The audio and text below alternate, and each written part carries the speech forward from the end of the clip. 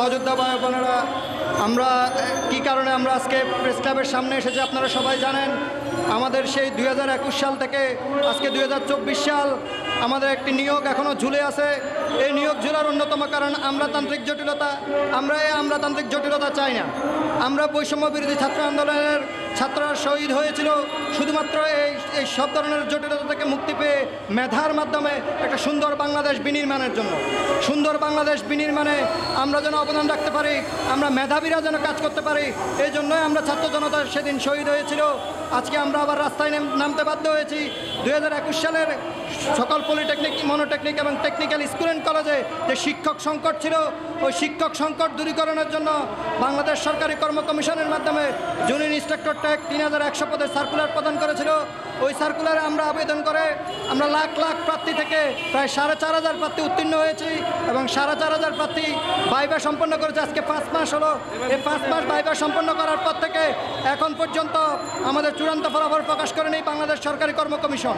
বাংলাদেশ সরকারি কর্ম কমিশন চূড়ান্ত ফলাফল প্রকাশ না করার জন্য তারা জনপ্রশাসন মন্ত্রণালয়ের একটা অনুমতির অপেক্ষায়। আমরা চাই জনপ্রশাসন মন্ত্রণালয়ের যে সিনিয়র সচিব এবং জনপ্রশাসন মন্ত্রণালয়ের মাননীয় উপদেষ্টা মহোদয়ের আমরা বারবার দৃষ্টি আকর্ষণ করছি, আপনারা জনপ্রশাসন মন্ত্রণালয়ে একটি সুনির্দিষ্ট বার্তা প্রদান করুন এবং আমাদের যেন রেজাল্ট অতি দ্রুত সময়ের মধ্যে আমাদের রেজাল্ট প্রদান করে আমরা যেন আর রাস্তায় থাকতে না হয়। আমরা যেন আমাদের কর্মস্থলে গিয়ে আমরা সুন্দর বাংলাদেশ গড়াতে অবদান রাখতে পারি। আমি আবার জনপ্রশাসন মন্ত্রণালয়ের মাননীয় সচিব মহোদয়ের দৃষ্টি আকর্ষণ করছি, আপনারা সচিবালয়ে কী কাজ করেন? সচিবালয়ে তো দেশ গঠন করতে হবে। সচিবালয়ের মাধ্যমে সব ধরনের কাজ আপনারা সম্পাদন করেন। আমরা আপনাদের রুটিন দায়িত্বের মধ্যে আপনারা কেন আমাদের এই দায়িত্বটি রাখছেন না? আপনাদেরকে আজকে আমাদের সামনে এসে জবাবদিহিতা করতে হবে। আমরা কেন রাস্তায় নেমে আসতে বাধ্য হয়েছি? আমরা তো থাকার কথা, আমরা পড়ার টেবিলে ছিলাম। পড়ার টেবিল থেকে আমরা মেধার মাধ্যমে পরীক্ষা দিয়ে মেধাবীরাই উত্তীর্ণ হয়েছি।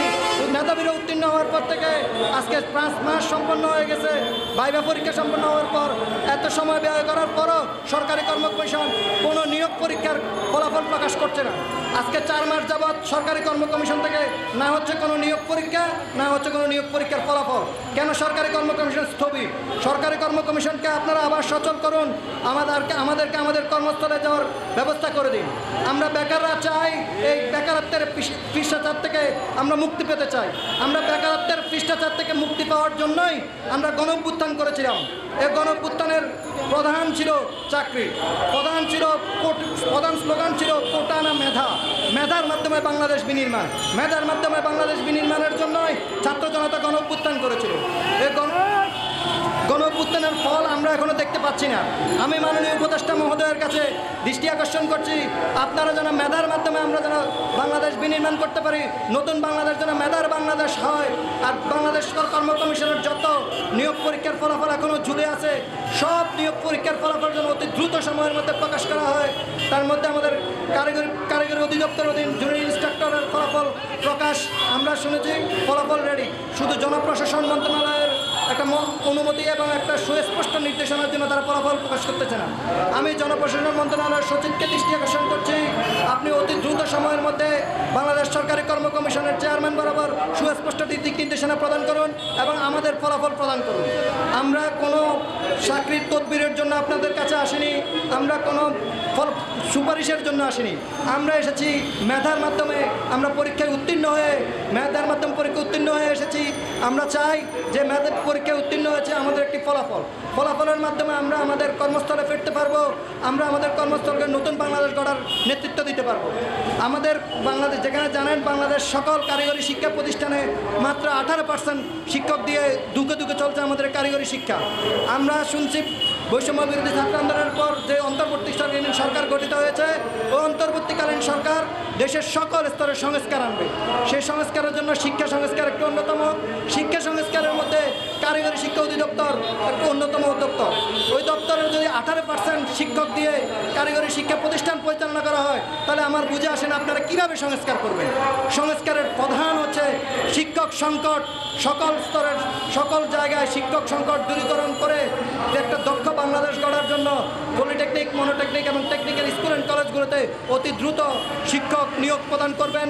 এই শিক্ষক নিয়োগের জন্য যে বাংলাদেশ সরকারি কর্ম কমিশন যে পরীক্ষার আয়োজন করেছিল, ওই পরীক্ষায় আমরা উত্তীর্ণ হয়েই আমরা আজকে আবার রাস্তায় আসতে বাধ্য হয়েছি আমাদের ফলাফল নেওয়ার জন্য। আজকে 4টি গোচর হয়ে গেল, আমাদের এখনো নিয়োগ সম্পন্ন হলো না।